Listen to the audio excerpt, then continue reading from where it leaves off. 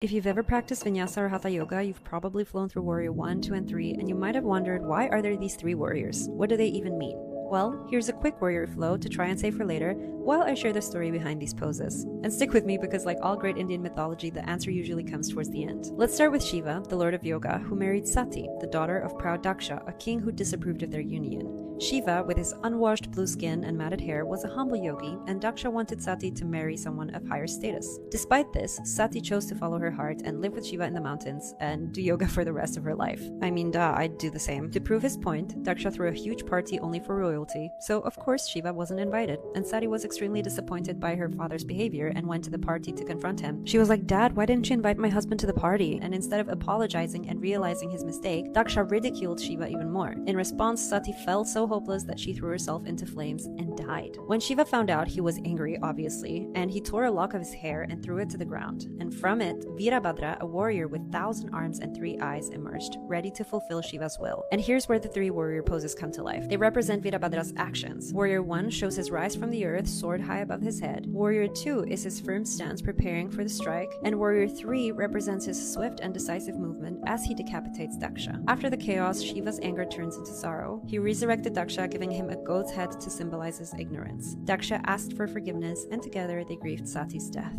So next time you flow through the warriors, remember they're about strength, but also about compassion, power balanced with grace, and love over status. Virabhadra's story teaches us to confront ignorance, and that after vengeance always comes sorrow. Drop a comment if you'd like more stories from Indian mythology, and check the caption for the full breakdown of this flow.